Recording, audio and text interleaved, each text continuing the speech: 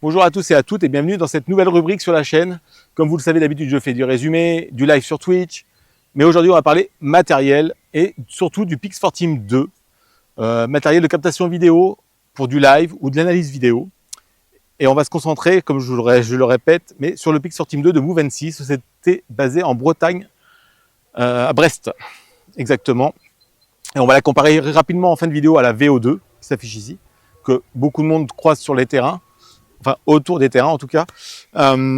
Pourquoi le retour maintenant? Le retour maintenant, c'est que je l'ai utilisé durant la saison 2024-2025. Donc c'est fait une période de 8 à 9 mois, que ce soit en live, pour de l'analyse vidéo, pour du jeune U13 Elite par exemple, U14, U15, D2, et de la N3. Voilà, chercher, pardon. Je voulais avoir un vrai retour d'expérience avant de vous présenter ce matériel. Et pourquoi je l'ai choisi et pas un autre comme la VO2 par exemple. Au moment de l'achat, c'était pareil, c'était la VO2, c'était pas la VO3. Et pourquoi j'en suis très satisfait, malgré quelques inconvénients. On verra ça à la fin des vidéos et je vous retrouve tout de suite donc après cet unboxing, les différentes caractéristiques de l'appareil, les branchements et ce que ça peut donner au niveau utilisation. Allez, à tout de suite. Alors, le Pix4Team 2 nous arrive donc dans cette belle boîte noire. On va faire une petite comparaison, comme je vous l'ai dit, avec la VO2 qu'on m'a gentiment prêtée. Et je remercie donc le Vendée Poiré sur VFootball. Donc, on va déballer tout ça. Donc, dans cette boîte, on retrouve la pièce maîtresse, le robot, avec son objectif à 180 degrés fixe, qui permet aussi la détection des mouvements. Une batterie de 7650 mAh qui a une capacité en termes de temps entre 2h30 et 3h30 suivant les conditions météo. Un support smartphone, un adaptateur pour caméscope, un quart, puisque grâce au robot, c'est l'un de ses avantages, on peut mettre le matériel que l'on souhaite dessus, ce qui apporte beaucoup de possibilités et certaines limites, puisqu'il est adapté surtout à du matériel Sony ou Canon, en raison de la connexion qu'on va voir un petit peu après. Pour ma part, j'ai opté pour un Sony CX450 qui était déjà en ma possession et qui a une petite dizaine d'années, donc autant dire qu'en qualité d'image et de capteur, il n'est plus tout à fait à la page, mais en termes de tarifs en occasion, pour ceux qui ont des budgets serrés, c'est hyper abordable. À l'arrière, on va retrouver donc le bouton de mise en marche qui sert un peu de bouton multifonction, un bouton qui permet de retirer la batterie. Là, donc, on a le cache qu'on va retirer pour y découvrir le logement de la batterie. Ensuite, à l'arrière gauche, on va découvrir plusieurs branchements. On va se rapprocher un petit peu. On aura donc le logement de la carte SD interne au robot, puisque le robot peut enregistrer avec son optique intégrée, mais aussi enregistrer l'image qui lui arrive du caméscope. On a aussi donc le branchement type jack pour le câble multi. On y reviendra un petit peu plus après dans la vidéo. On a aussi une entrée HDMI pour récupérer le flux vidéo du caméscope. Ensuite, sous le logement de la batterie se trouve le câble d'alimentation qui permet de recharger la batterie et un câble RJ45 pour tout ce qui est mise à jour et connexion web, et il est également équipé de Wi-Fi. Donc le câble RJ45 qui est fourni avec, ainsi que le câble multi qui vient donc se brancher à l'emplacement jack que je vous ai montré précédemment. On retrouve aussi le bloc d'alimentation, donc livré aussi avec le robot. On va pouvoir passer à la phase d'assemblage. Donc là, le logement de la batterie, on vient juste cliquer la batterie. C'est assez simple. Ensuite, on va venir cliquer sur le haut du robot le caméscope qu'on aura fixé précédemment, l'adaptateur avec l'embout 1/4. Donc il y a juste à tirer sur la languette et on vient le cliquer comme sur les trépieds. Lors des premières utilisations, le loquet est très raide. Faudra y mettre un petit peu de force. Comme toute bonne caméra autonome, il nous faut le trépied. Là, j'ai opté pour un mât de 7 mètres de marque Manfrotto. C'est le même qu'on retrouve chez VO, en tout cas pour la VO2. C'est exactement le même. La VO3 sont passés à un mât carbone de marque Manfrotto aussi. Donc voilà, vous avez plusieurs tailles de trépieds disponibles sur le site de Move26. Donc une fois votre trépied sorti, nous reste à venir fixer l'appareil. Moi je le fixe à vide, hein, c'est une question de choix personnel, je trouve ça plus pratique et puis plus sécurisant. Donc on vient le visser sur cet embout 3/8. Donc on aurait aimé quelque chose de plus rapide quand même, de plus efficace, comme la VO2 le fait, ou la VO3. Bon, ça reste efficace, hein, ça reste très stable, mais il faudra faire attention au moment du retrait. Quand on le dévisse, c'est ce moment-là le plus critique. Donc on va reprendre les connexions, donc le fameux câble multi-type jack qui sert à commander les fonctions du caméscope. Donc l'autre extrémité du câble vient se fixer à l'opposé sur l'autre côté de l'appareil, enfin du moins sur ce modèle-ci. Vient par la suite le cordon micro HDMI sur ce modèle relié donc à l'entrée HDMI correspondante sur le robot. Ça vous permettra d'enregistrer le flux vidéo qui vient du caméscope sur le robot directement. Et voilà, votre appareil est prêt à fonctionner. Alors, dans la vidéo, ça prend un petit peu de temps puisque je vous explique tous les branchements, mais réellement, ça vous prend 2 minutes. C'est plutôt rapide.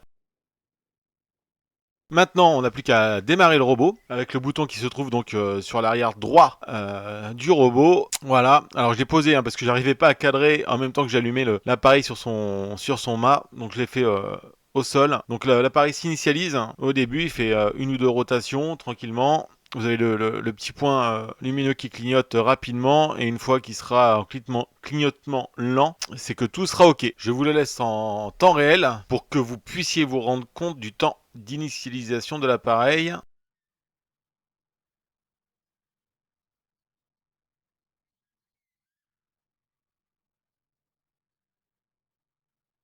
Voilà, là c'est OK, il est prêt à fonctionner. On retrouve la lumière clignotante sur la face avant et là maintenant tout va se dérouler sur l'application pour la suite. Donc on se retrouve sur notre smartphone, on va cliquer sur l'émoticône Pix4 Team 2 pour ouvrir l'écran d'accueil. Alors sur cet écran d'accueil, avant d'aller trop vite, vous allez ajouter un Pix4 Team. À la première connexion, vous allez cliquer sur ajouter un Pix4 Team, et ça sera via Bluetooth. Ensuite, vous aurez accès au Wi-Fi et vous aurez donc l'écran d'accueil que vous avez sous les yeux avec le bouton utiliser.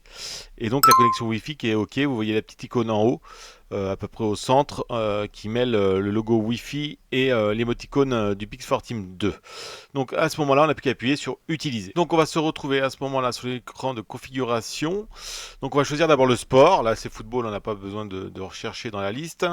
Ensuite la longueur du terrain, là je vais la modifier. Je vais passer à 105 mètres. On peut régler les dimensions de terrain, suivant si on fait du foot à 11 ou du foot à 8. Voilà. Ensuite, on a le choix du modèle de caméra. Donc, il y a des modèles de caméra qui sont préenregistrés. Il y aura juste à cliquer sur le petit stylet, le petit crayon. Ça vous ouvrira toute une liste où il y a un grand choix de matériel différent en Sony et en Canon. Les deux marques compatibles avec le fameux câble multi qui commandera donc tout ce qui est les fonctions de zoom et de dézoom et d'enregistrement à distance de la caméra. Il reste à valider pour passer à l'étape suivante. L'étape suivante, ce sera de monter le bras à 4,80 m. Hauteur recommandée donc par le fabricant, par Uvensi, pour une bonne captation. Voilà, une fois que le bras est monté à 4,80 m, il va falloir configurer les points de corner. Alors tout est bien expliqué sur l'application, tout est bien détaillé, tout est bien, le suivi est très bien fait. Donc là, on va passer à l'étape donc de mise en position des points de corner pour délimiter l'espace de jeu. Voilà, on se retrouve donc sur l'écran avec la caméra grand angle. Il nous reste donc à appliquer les différents points de corner. Alors là, j'ai accéléré volontairement pour que ça aille un peu plus vite, mais les réglages sont assez précis et rapides. Vous avez les petites cibles et tout se passe bien. Donc ça nous met virtuellement des points de corner. Ça permet de délimiter la surface de jeu. Et ça nous a dit que tout s'est bien passé. Et on va donc pouvoir aller à l'écran principal. Voilà, donc on va retrouver sur cet écran principal plusieurs fonctionnalités. La première, c'est votre vue en live, où vous pourrez influer en cliquant sur les petites icônes de caméra. Ça va vous permettre de changer de point de vue entre le caméscope et la caméra intégrée au robot, la caméra grand angle.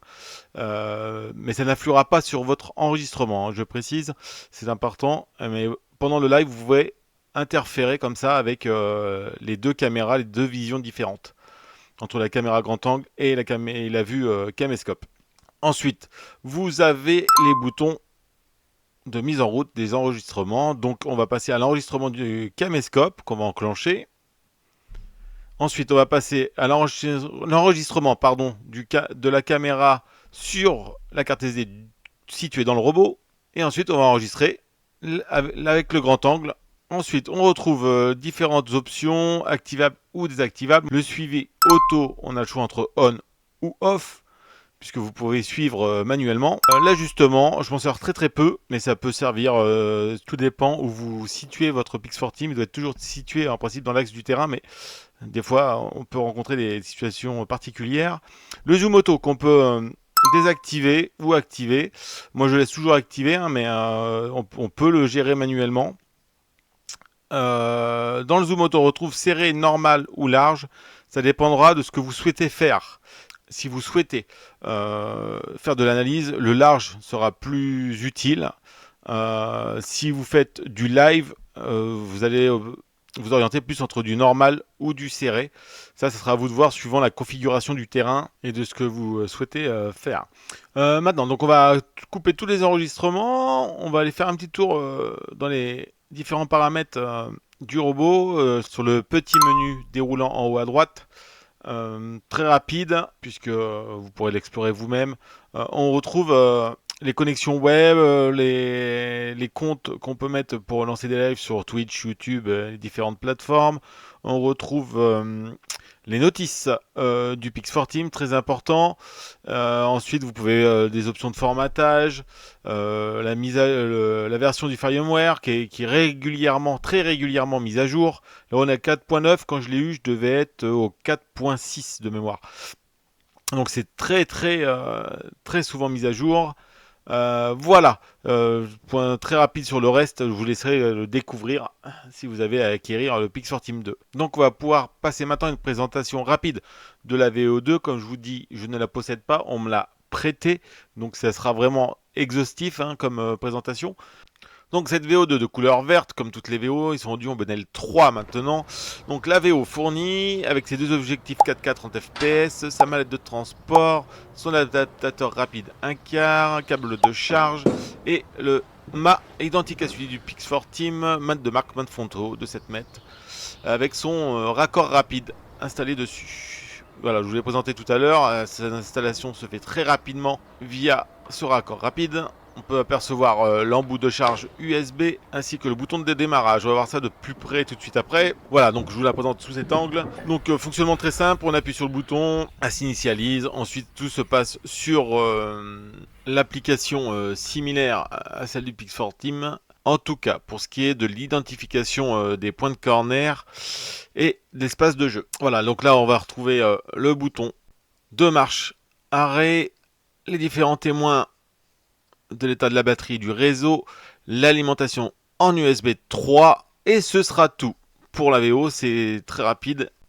et on verra ça tout de suite après, c'est l'un de ses avantages. Hop, de retour. Alors j'espère que la vidéo vous a plu, que c'était assez complet. J'ai fait au mieux pour que ce soit le plus complet possible, du début, du déballage jusqu'à la mise en marche de l'appareil. Alors les avantages et inconvénients entre le Pix4 Team et la VO2. Il faut un élément de comparaison, j'ai pris la VO2, c'est celle qu'on voit le plus sur les terrains.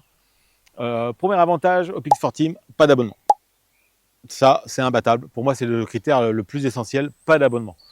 Aujourd'hui, Pix4 Team a développé, Movency, a développé de nouvelles applications pour son robot où là, vous pouvez souscrire des abonnements. Mais c'est au choix. Mais de base, pas d'abonnement.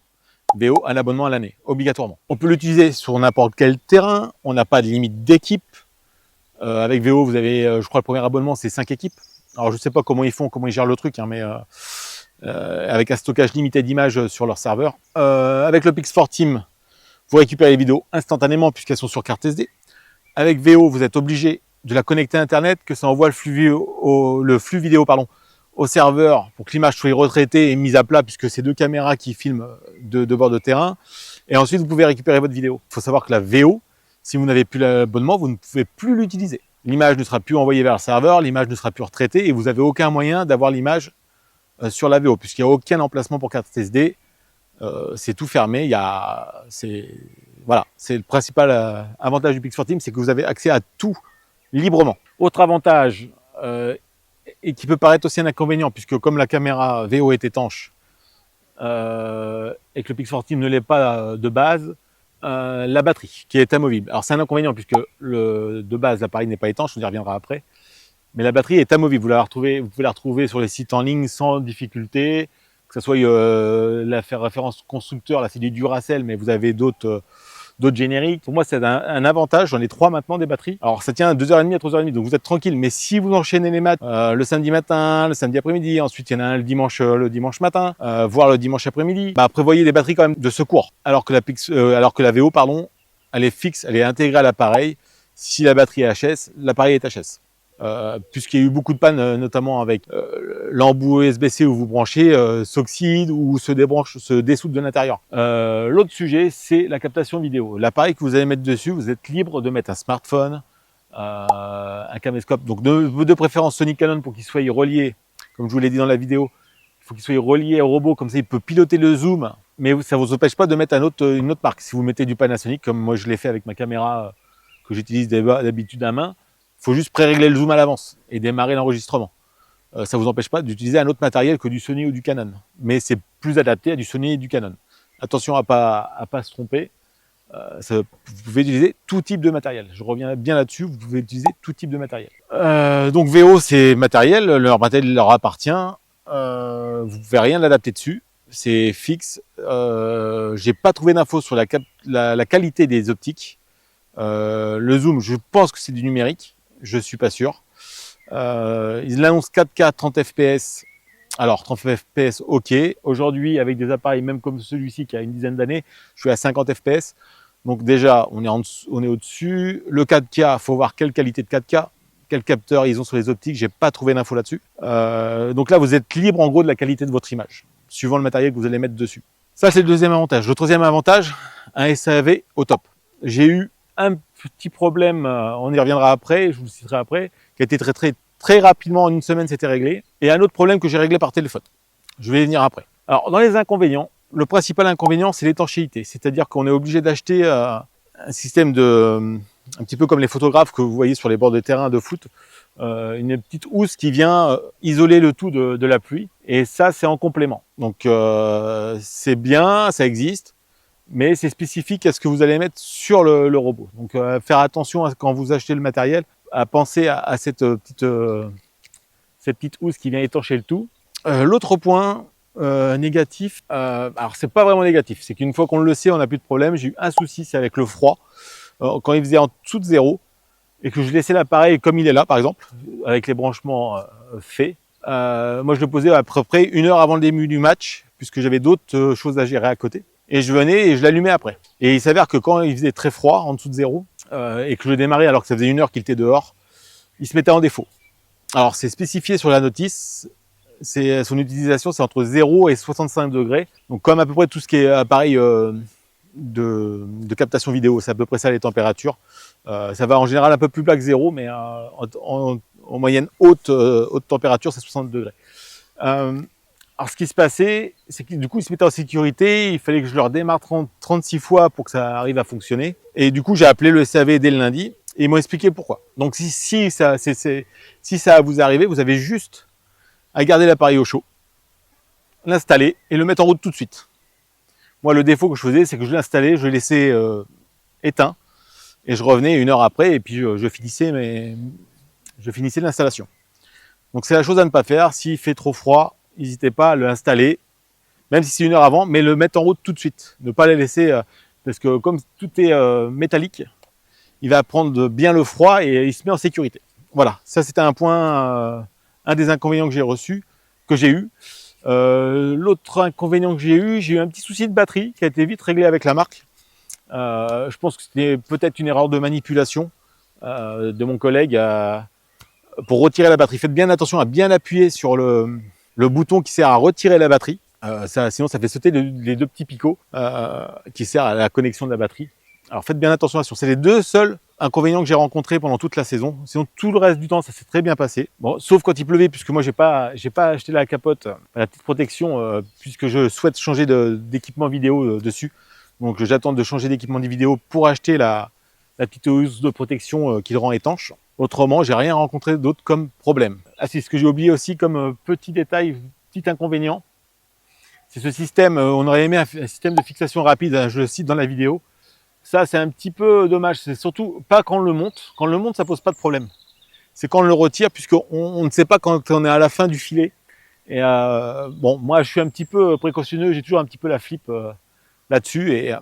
Et voilà, c'est un petit peu dommage de ne pas avoir un système de fixation rapide.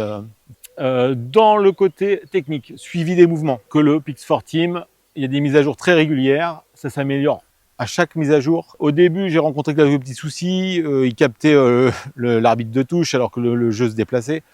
Aujourd'hui, c'est plus le cas. Ça arrive qu'il y a des mouvements un peu rapides et là, il a un petit peu de retard. Sur un long ballon, par exemple, dégagé vers l'avant et vous avez en compte, par exemple, ça peut arriver. Et ça reste rare. On va dire que 95% du temps, vous n'avez pas de problème sur la captation entière de votre match. Voilà. Alors, contrairement à VO, ce qui se passe, si on compare le Pix4 Team à VO, l'installation de la VO se fait beaucoup plus rapidement. Alors, ça se joue sur quelques minutes. Hein. C'est pas non plus extravagant. Ici, on a quelques branchements à faire en plus. Faut le souligner. Calé étanche de base. Vous l'avez vu dans la vidéo, je l'ai cité, la fixation rapide. Donc là, pas de problème, vous la posez, c'est fini. Top. Que le SAV est complètement déplorable. Si vous avez un souci de caméra, soit vous en rachetez une, ils vont vous faire un prix sûrement, mais vous allez être obligé d'en racheter une. Si vous n'en rachetez pas une, l'abonnement continue quand même jusqu'à son échéance. Ça, tout le monde vous le dira autour des terrains, le SAV VO, c'est zéro. Vous retrouvez donc tout de suite à la fin de la vidéo un point avec les avantages et inconvénients des deux systèmes. Comme ça sera un peu plus clair que tout ce que je vous ai dit, parce que j'ai peut-être oublié des choses. Voilà, allez, à très bientôt. Donc on se retrouve comme je l'avais anticipé. Donc j'ai bien oublié quelques petites choses. Donc je vais vous faire un petit récapitulatif. Là je vais laisser afficher ce qu'on a déjà énoncé dans la vidéo et puis on va rajouter petit à petit. Bon, on s'occupe de ça dès maintenant. Alors en point positif, côté Pix4 Team, on a oublié le live streaming gratuit de base, alors que côté VO, ce live streaming est sur abonnement uniquement. Même si maintenant Pix4 Team propose Mike TV Challenge qui vous rajoute des options, mais ce coup-ci, ça sera sur abonnement. En point positif, ce coup-ci pour VO, j'ai mis le système d'analyse et de tag des actions qui est géré par IA et qui est plutôt assez performant. C'est pour ça que je le mets en positif malgré que ce soit uniquement sur abonnement et suivant votre abonnement. Mais quand même, c'est très utile pour les coachs notamment. Ça fait gagner du temps. Donc je le mets quand même en positif malgré qu'il y ait ce système d'abonnement. Côté VO, on retrouve le même système. Alors pareil, c'est sur abonnement uniquement. Mais là, tout est manuel. Système de tag manuel avec un espace de stockage en fonction du forfait que vous prenez. Mais c'est un petit peu, je trouve ça un petit peu caduque puisque le Pix4 Team est ouvert à tous les logiciels d'analyse vidéo. Donc je trouve ça un petit peu à double emploi. D'ailleurs, on peut rajouter en point négatif chez VO le fait que le système est verrouillé et n'est pas ouvert à d'autres logiciels d'analyse vidéo. Donc voilà, on peut le rajouter aussi en négatif côté VO. Alors, on va pouvoir parler maintenant tarifs, on va aller voir ça tout de suite. Alors on se retrouve d'abord sur le site du MoveNC qui a subi une refonte très récemment. Donc on retrouve donc le fameux abonnement là pour le petit logiciel d'analyse de tagging à 19 € par mois. Ensuite on a le MyTV Channel qui est l'abonnement qui n'est pas obligatoire. Hein. Tous ces abonnements ne sont pas obligatoires à 39 euros par mois. On a un autre système de diffusion avec les bannières sponsors et scoreboard à 29 € aussi. Et le fameux live gratuit de base qui est totalement gratuit. Tout le reste, c'est des options qui ne sont pas obligatoires. Donc côté matériel, on va donc retrouver le Pix4 Team 2 seul à 2400 € TTC. Ensuite, on aura les différents packages. Alors ça, c'est à vous de choisir avec les différents trépieds fournis. Alors soit on a le package seul sans mât à 3340. On peut avoir celui avec ce qu'ils appellent le mât tribune. Le support tribune à 3500, on va arrondir. Ensuite, vous avez le Pix4 Team, ce qu'ils appellent Indoor, avec un mât à 4,80 m pour 3700 € à peu près. Et ensuite le pack Pix4 Team 2 Outdoor à 3874 €, 3875, on va arrondir aussi, avec toute la panoplie ainsi que le pack Auban. Ensuite, en dessous, on vous propose une option. Donc, on peut tout trouver individuellement, c'est-à-dire, vous avez donc le Pixel Team qui est individuel qu'on a vu au tout début, mais on peut retrouver aussi le caméscope Sony FDR AX43A, les différents trépieds en individuel, le pack de haut banc, le sac de sable de 10 kg pour ma Pixel Team. Alors ça, c'est utile. Moi, j'en ai deux. Alors, j'ai pas ceux-là, hein. J'ai pris des versions génériques un peu moins chères. Et là, très important, on va retrouver la fameuse protection anti-pluie. À être vigilant là-dessus quand vous choisissez votre matériel pour qu'il s'adapte dessus. Parce qu'il est en fonction de l'objectif de votre appareil, au diamètre de l'objectif de votre appareil, il faut que ce soit compatible. Donc faites attention à ça. Moi je ne l'ai pas pour le moment, comme je l'ai dit déjà dans la vidéo, je vais le commander ultérieurement dès que j'aurai changé de matériel, mais faites très attention à ça. Voilà, et ensuite on a l'option pour ceux qui possèdent déjà un Pix4 Team 1 de passer en Pix4 Team 2. Un autre point important que la marque m'a communiqué, il y a des facilités de paiement, c'est-à-dire que vous pouvez payer en plusieurs fois, sous forme d'abonnement, une partie du matériel. Bon, ça à voir avec eux, je ne l'ai pas utilisé, mais ils m'ont mis au courant de ça, donc ça peut être intéressant pour ceux qui n'ont pas le budget tout de suite, ou voilà, on peut planifier les paiements sur le long terme. Donc voilà, c'est un point à préciser. Donc là, on va se retrouver du côté de VO avec la VO Cam 3, puisque la 2 n'est plus commercialisée depuis, si je me souviens bien, mi-2024. Deux modèles, le modèle 5G et le modèle classique. Nous, on va partir sur le modèle classique pour que ce soit comparable au Pix4 Team 2. Le modèle 5G étant équipé donc du coup d'un espace pour une carte SIM. Donc le modèle classique en est dénué, donc on va partir sur le modèle classique à 1199 €. Donc après il faut choisir les abonnements. Alors on va s'orienter sur le plus populaire. Après il y a moins cher, hein. Il y a le starter à 459 € avec une seule équipe et que 10 heures d'enregistrement sur leur serveur. Vous avez le team à 800 € avec une équipe, 40 heures d'enregistrement, 30 utilisateurs.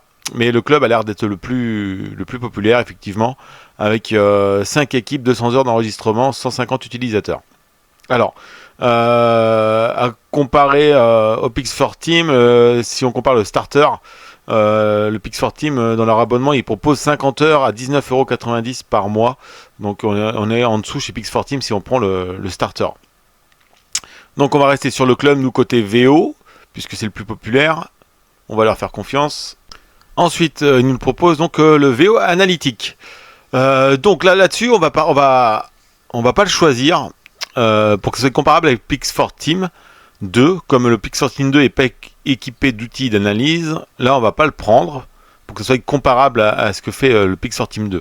Donc là, par la suite, on arrive donc sur le live streaming. Donc c'est pareil, on doit choisir oui ou non. Donc là, on va le prendre puisque chez Pix4 Team 2, le live streaming de base est gratuit. Donc là, on va le prendre pour avoir l'option, sinon on ne l'aura pas. Ensuite, on retrouve le choix des mâts. Donc comme vous voyez, il y a le nouveau mât carbone chez VO. Et un mât VO aussi de 5,2 m en carbone aussi. Donc on va prendre le mât de 7,40 m pour que ce soit comparable au Pix4 Team 2. Ensuite, il nous propose des différents types de transport et d'accessoires. Alors, en termes de transport, de mallette ou de sac chez Pix4 Team 2, ici c'est une mallette. Moi, j'ai pas opté pour leur solution fournisseur. J'ai opté pour des génériques que j'ai commandés sur des sites en ligne où c'était moitié moins cher. Donc voilà. Donc là, on va pas le prendre non plus pour que ce soit comparable. Et donc là, on arrive au prix final de 2956 € hors taxe. Attention, c'est bien hors taxe. À ça, il faut s'ajouter un coût récurrent que vous devrez payer tous les ans de 1358 € pour les mêmes services que le Pix4 Team 2. Donc je vais vous remettre tout ça dans le tableau final qu'on va découvrir maintenant. Donc voilà, le tableau final. Donc VO, on se retrouve donc avec un tarif de 2956 € hors taxe, puis 1358 € hors taxe à renouveler tous les ans. Pour l'abonnement. Donc côté Pix4 Team, on se retrouve avec un tarif de 3266 € hors taxe, comprenant donc le robot, le Pix4 Team 2, le caméscope, le Sony AX43, le trépied de 7,30 m, la housse anti-pluie puisqu'il n'est pas étanche de base, et une carte SD, en sachant qu'il n'y aura pas de renouvellement d'abonnement puisque le Pix4 Team 2 fonctionne sans abonnement. Alors vous avez remarqué qu'il n'y a pas de comparaison de vidéos de match sur ces caméras puisque comme je vous l'ai dit dans la vidéo, mon caméscope a une petite dizaine d'années et au niveau traitement vidéo n'est pas comparable à ce qui se fait actuellement sur le marché. Donc dès que j'ai changé de matériel, je vous ferai une vidéo comparative sur la détection des mouvements de ces deux appareils qui est un autre sujet. Alors les deux fonctionnent très bien, surtout que le Pix4 Team s'est bien amélioré, au début c'était pas ça, mais maintenant c'est vraiment performant et on reviendra sur ce sujet là dans une autre vidéo. Allez, je vous remercie à tous, j'espère que la vidéo vous aura plu. Je sais qu'elle est un petit peu longue, j'ai créé des chapitres pour ça. Allez, merci à tous et à très bientôt.